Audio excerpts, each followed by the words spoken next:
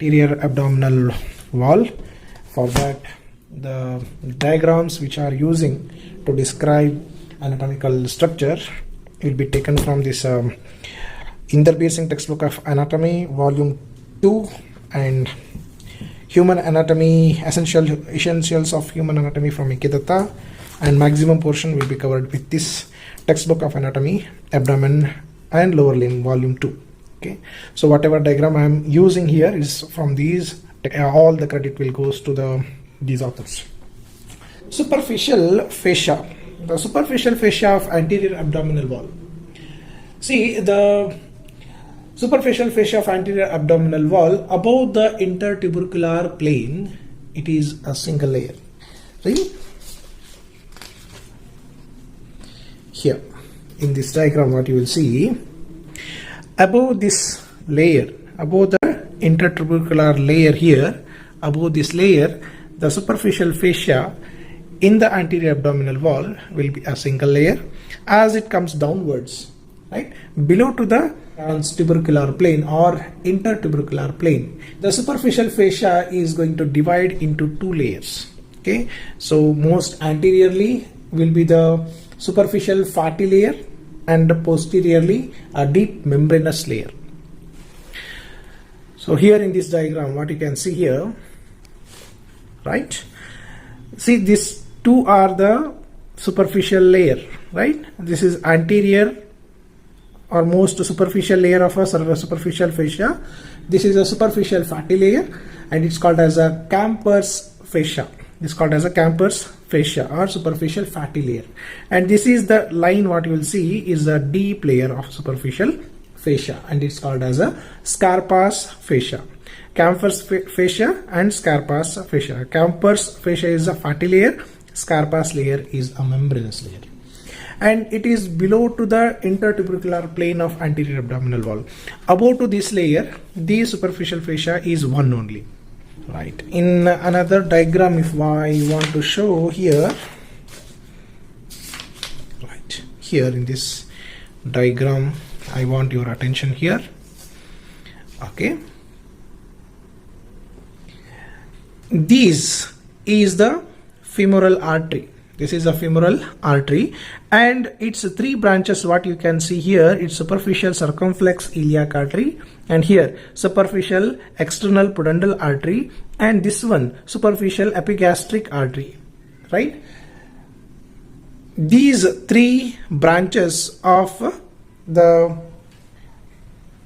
femoral arteries are present in between the two layers of these superficial fatty layer and deep membranous layer of anterior abdominal wall, right? These three branches of femoral artery present in between the two layers of the superficial fascia of anterior abdominal wall.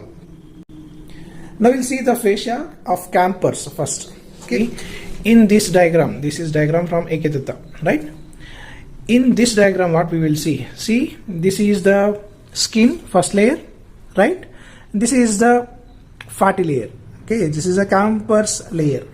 Okay, superficial fatty layer. What it's doing, it continues with the subcutaneous part of the adjoining tissues.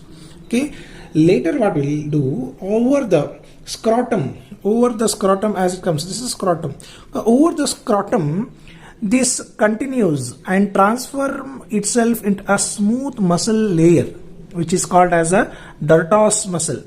Okay, Dartos muscle. Here it was a superficial fatty layer and adjoining fatty tissues of any other part of the anterior abdominal wall. As it comes to the scrotum, this layer continues as what you can see here, the color differentiation is there here, and this is the Dartos muscle.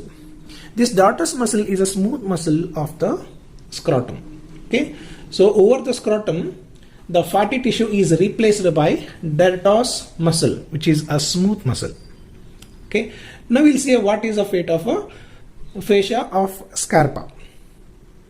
This fascia of Scarpa, the thin line what we will see here, this is a fascia of Scarpa.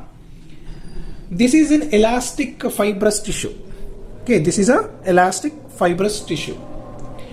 In the middle, it attaches to the linea alba. It comes downwards in downwards, okay, in this diagram also you can see the, first we'll see this Scarpa's layer in this diagram. Okay, here we'll see. Okay, as it comes downwards, the Scarpa's fascia, which is there deep to the superficial fatty Camper's layer, above here in the midline it joins with the linea alba. In below it joins with the fascia lata. Fascia lata is a deep fascia of thigh, just immediately below to the inguinal ligament, and forms the fusion called as a Holden's line. It's called as a Holden's line. In the center, the Scarpa's fascia continues along with the, or it merges with the fascia of penis, which is called as a Buck's fascia, till the neck of this glans penis. As it comes again posteriorly, it merges with, or it forms the Dortus muscle here. As it comes posteriorly, it forms the fascia of perineum, superficial fascia of perineum, which is called as Colles fascia.